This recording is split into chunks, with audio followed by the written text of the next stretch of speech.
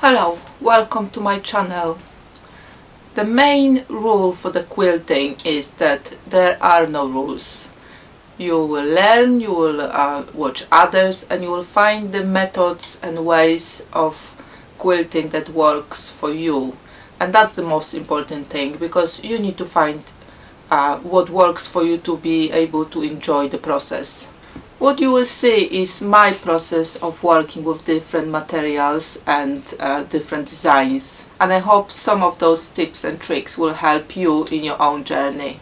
Most of the backs of my quilts are from the bedding, so I do buy IKEA bedding or maybe something in the second-hand shop if I like and it's not very used. I'll buy it then. So what you have left when you used it up for the backing of the quilt, obviously you will have two backings, or maybe one depending on the size of the bedding you used. You will have lots and lots of pillow covers. And I went through my box with the scrap fabric recently, and I've pulled out all of those pillow covers, and I did have quite a few. So I went through those pillow covers the same way like I would do with any other scraps. If you haven't seen my video about the scrap management, have a look. So in this case, the specific project I would have worked on with those pillow covers would have been 6.5 inch square, and then remaining bits and pieces were cut to the strips and rectangles as per my previous video. I will put the link in the description so you can have a look. It's not a long video. So what I would like to do from those pieces, not all of them, but just something simple. I do like quilts, square in a square type of ones, and but I would like to add a little bit of twist to it. So what I would like to make is a fairly big quilt from those squares. As you can see, there's quite a lot of those different shade of squares, but I would also like to use in this project is the fabric from the shirts. So I do have a lot of shirt scraps cut to 1.5 inches wide. So idea is that I will pick two types of the squares from my pile, and the quilt I would like to have will be set up from the 5 by 7 10.5 inches squares. So what I will do is I will from two type of the colors, it possibly will be this blue flower one and this darker blue. I will add 1.5 inch wide border first to kind of set it off, and then I will find in my pile enough fabric from one type of that shirt fabric to go around it again. So that will give me 10.5 inch square. This project will be quite quick once I've got all the pieces cut. So for those who quilting or starting quilting and they perhaps do not have dedicated space where they can leave their stuff, or they only quilting, I don't know, half an hour a day because that's what they've got time. That often happens to me during the week when I'm working full-time and keep an eye on my kids. Then this is going to be very good project. Once you have the pieces cut, you can just do half an hour work, pack it up, bring it up, do half an hour, put it back. When you have all your blocks ready, then I will show you very quick method how to set them off, so you can again do some work, come back to it later, do some work, come back to it later, and eventually finish the quilt without worrying that something goes around and you will not know how to put it all together the way you had it set up in the first place. So as I said, I actually quite like those two, and it will be 5 by 7, so I need 35 squares altogether. So I will need half from one fabric and then half plus one from another fabric, and I think those two goes together quite nice. So I should have enough for that. We probably got more of those blues, so I will be able to add it to some other design. Because I've got quite a lot of those strips, and from probably 30 to 40 different shades, I might color coordinate a little bit when I'm doing it. Depend if I've got enough of those. So if I'm going with the blue color on quilt from this squares, I will go with blue edges around it after that white strip is in. Let me start cut the strips, white strips and the blue strips, and when I've got it all cut, I will show you how I organize my project box. I have made 2 test blocks for that project, and I really like how they're coming out.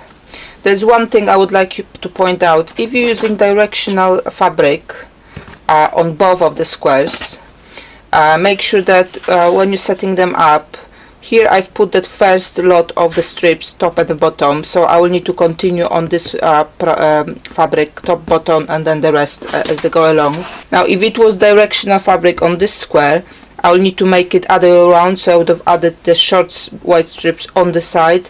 So when I start putting those blocks together, I do not actually have any seams to match, so it's going to be much easier to sew together. So I've got seam here, but there's no seam here, so it will just need to be finished up nicely at the edges, and there will be nothing to worry about. So that's just one note. Because this is not a directional fabric, it's fine wherever I put it on, but I thought I will mention it in case you will have 2 directional fabrics you will be using. So depend how much you have at any given time to work on your project. I would recommend you prepare yourself some sort of box where you can put the stuffs in.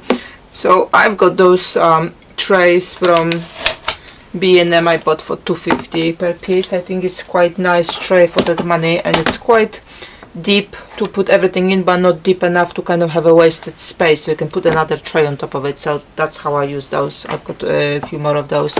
So this is the box. So let's say on day 1 you manage to cut your squares, you can put them in, and that's the day 1. Day 2, perhaps you manage to work on some of the strips. So I've got the foam board here, but you could possibly use a piece of cardboard or you know, thicker paper. So you would have this one in, and you would put your strips on top, because this is what you've got ready for next step. Day 3 you manage to cut your color strips, so again put something in between, so when you're ready to work further on the project, you can just quickly take it up and set yourself up, rather than spend time on sorting out through the pieces. So that's my recommendation on that. And definitely chain piece everything you can. So if you've got your pieces cut, you know, you set yourself for the sewing, you've got your squares, you just chain piece everything. So I will just tidy up my pieces, because they're at the moment all over the place around my machine. I will set myself out in one place, and I will start sewing the pieces together. Alright, so in my project box I've now put all the color pieces, because I would definitely not start sewing those today, and I will work with one type of the blocks at the time as well. So you remember I said with this ones I need to make sure that I will have them in the correct direction. So I'll just go quickly through the stack to make sure that they are set up, so I don't have to kind of worry when I start sewing that something is going the wrong place. Alright, so I checked my stack, they're all in the right direction. So I might actually put my white pieces away as well. So just to recap, I've got 6.5 inches squares. The white 6.5 by 1.5 strips are going on top and bottom of the square. Then I will add 8.5 inch white to the side. So that will be the step 1. So if that's how much time you've got, that's you can do in one go if possible. Then you will do the same thing to the other stack of the blocks, and then the third step will be to add then 8.5 inches color strips, and then 10.5 inch color strips for one stack or both. So when I chain piece those, if I have more time, I will iron them as well to get them ready for the next step. So as much as possible, try to batch the work you're doing, so you do the same thing until it's finished, then you go to the next step, you do the same thing until you finish, next step, same thing until you finish, because that will save you time. Instead of, you take one block, you sew those 2 pieces, go to ironing board, you add another 2 pieces, go to ironing board. That's a lot of movement in between. Chain piecing and ironing in one go will save you a lot of time. So I will now start on my blocks. I will go with this ones first, just to make sure I've got them in the right order.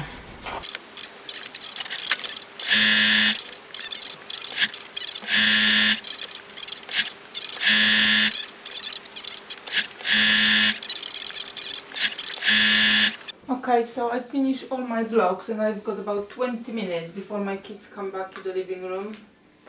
So what I will try to do now is set up my quilt, and then make arrangement, and then just pack it up back to my project box in the way that I will know what goes where.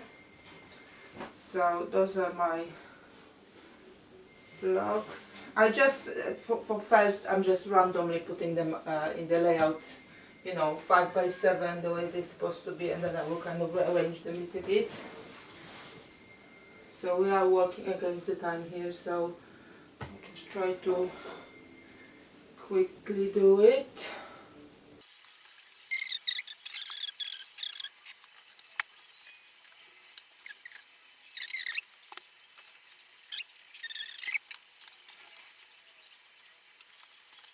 So all the frames came from the recycled shirts, so it's quite nice project to use up some scraps or some things around the house. You can get some shirts from your husband, the one he doesn't use, and use those.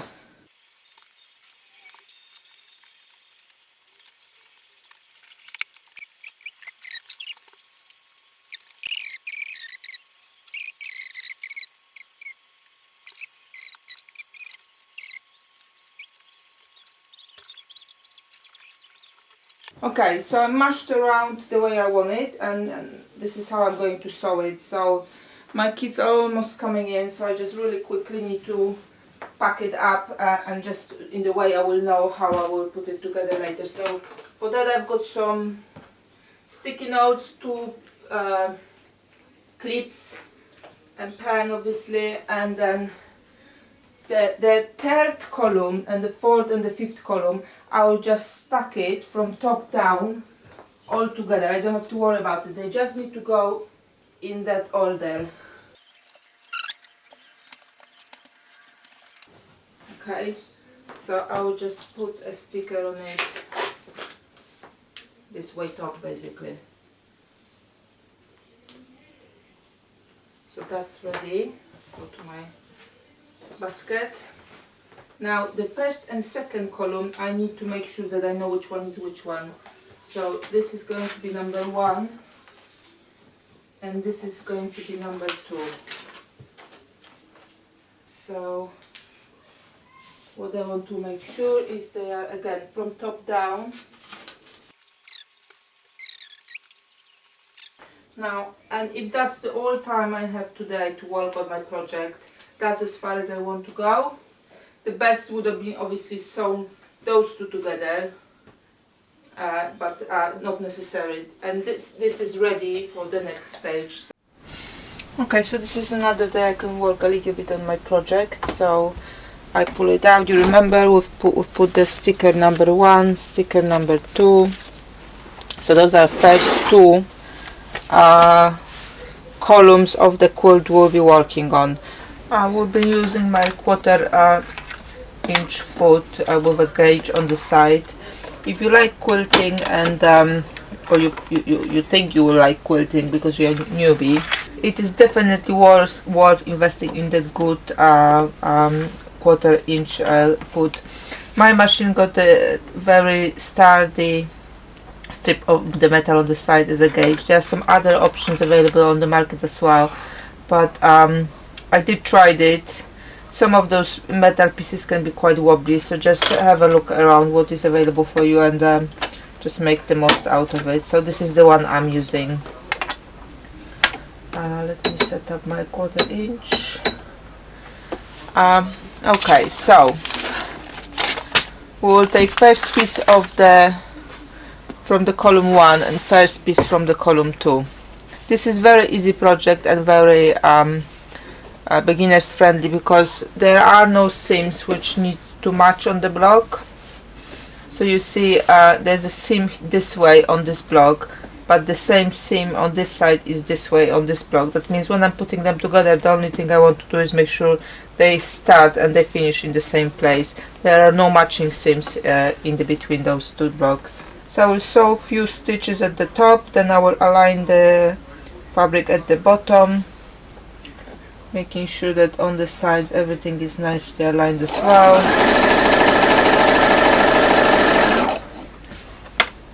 Depending on the size of the block, I might need to stop somewhere in the middle to make sure I can realign it again.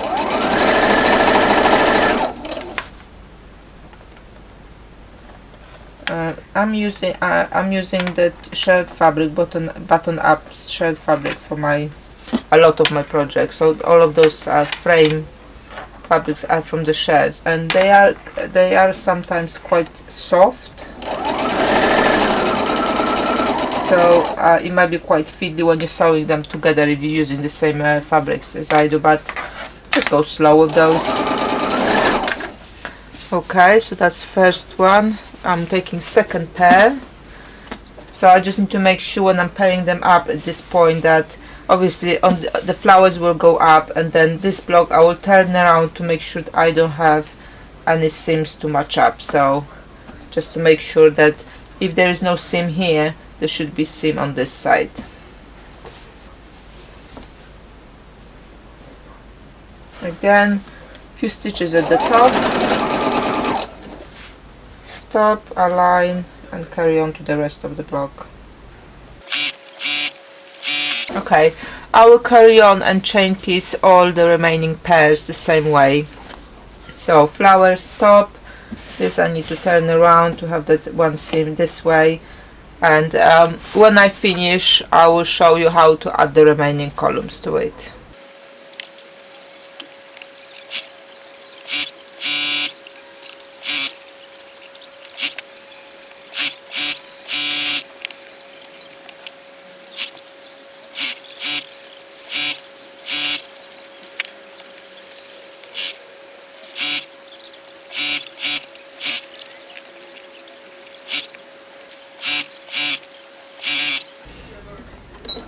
Okay, so I finished row number 1 and row number 2, and if for example you would not have time to carry on with it, what I would suggest you put those stickers back on top of it, so you know which side you will be adding the next squares to.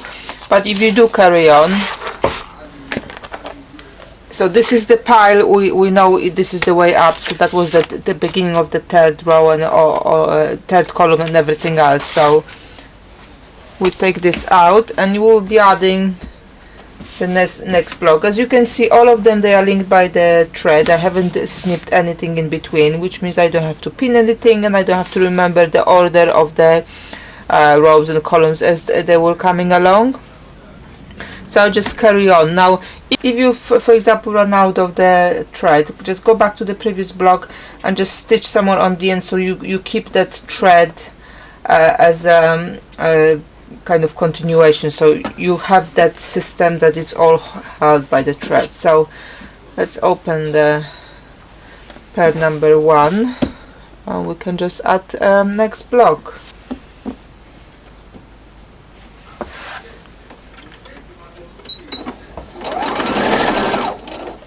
So I will now add the column number 3, and then when I run out of the rows, then obviously I know I have to start adding another columns. This is why all of the remaining blocks did not have to have their own numbers, because you cannot add more than you have in those first 2 already. So you don't have to remember which column is which one. So I'll carry on chain piecing them like that, and then when I finish all, there's 2 things you can do. You can take it that way to the ironing to iron all of those rows in different directions, or I will show you what I do next in my own way of doing it. I just wanted to quickly show you something on this block. So this is my block, and I've used the same fabric which is inside to make the frame, but I've used the left side of it to be the right side, so it looks very similar, but you actually got the totally different effect, which means you know, you basically got twice more fabric than you think you've got when you start sewing. So I finished sewing together all of the columns, so now I've got those ready rows to put together. Now you can take it to the iron board and iron each of those blocks with the seam allowance on, you know, each side, each row different way, so they nest, or carry on with the sewing and make sure you nest them as you go along, and then iron on the end, and that's what I do. But what you can also do, you know, you can sew first row to the second row, then take it to ironing board, then sew third row to the second row, take it to the iron board. So if you're not happy to sew all the quilt in one go without any ironing, you can do it in between the rows. That will keep your work quite nicely and flat for you to finish off on the end. I will carry on with my own process. I will sew everything together and then I will iron on the end. So what I do again, I sew first few stitches, and I get to the junction between the blocks, and I will nest the seam. In that first run, it doesn't matter which way this seam will go, because it's not linked to anything else yet on any of the sides.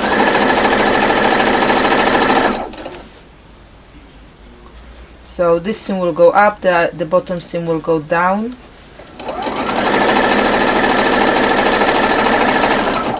And I will try to do the same thing on all of the seams in between those 2 rows, but actually it doesn't matter at the first run.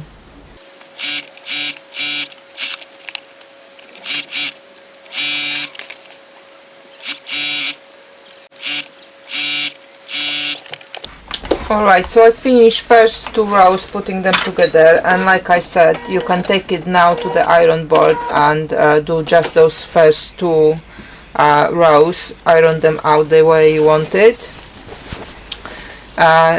You then just don't, I would suggest don't cut the threads, keep it in one place. I know it might be a bit wiggly, but it actually, you know, especially if you need to break work and, you know, come back to it later, you have everything in one piece. So you don't have to worry that you may, you know, mismatch something as you go along. Now, if you come back from ironing or you carry on like me, so the piece you've stitched together, you want to have it on top of the third row, and that's because you will know which way your seam is going, so you can nest it correctly in for the next row.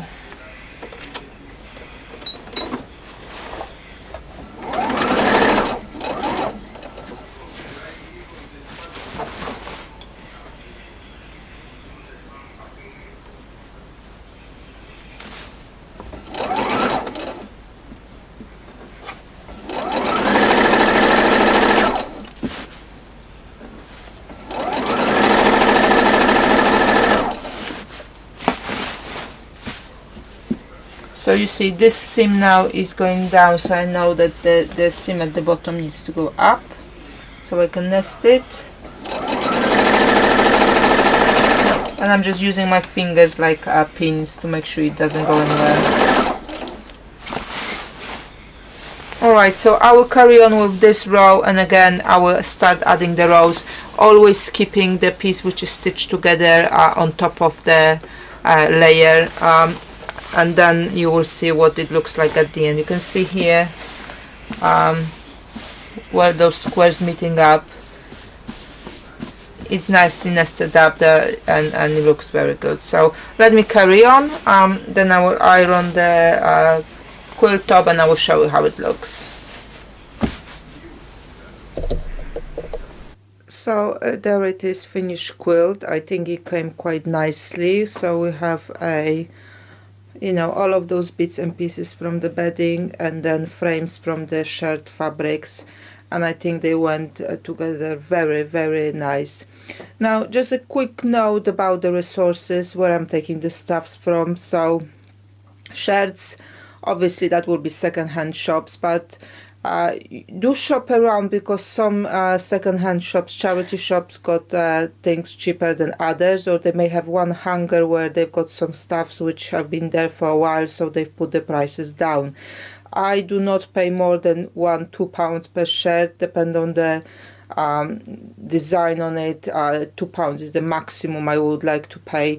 It's because all my quilts are going for a charity, and I just want to keep the costs down, because I still have to buy, you know, threads, needles, and the batting, so you know that adds up. So that's for the shirts. For the bedding, there's a great shop here in Southampton called Scrap Store, and I know they've got those shops in other cities, so please check those out. They've got great resources there. Bedding is very cheap there, so you can buy quite a lot. They've got fat quarters, which are actually much bigger than actual fat quarters, and especially if you're starting up, or you want to add some to your stash, is a great place to go.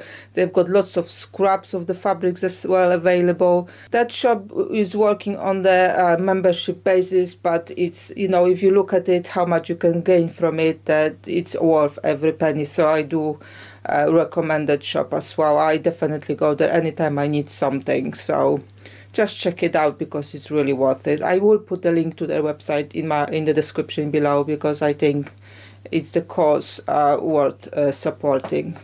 So I hope you enjoyed this tutorial, and if you have any questions about this or anything else about sewing, please leave the question in the comments below, and I will be happy to reply. Thanks for watching this video. If you liked what you saw, please subscribe to my channel to support my work. For further inspiration and examples of my work, you can check my Instagram or Facebook page. Happy creating!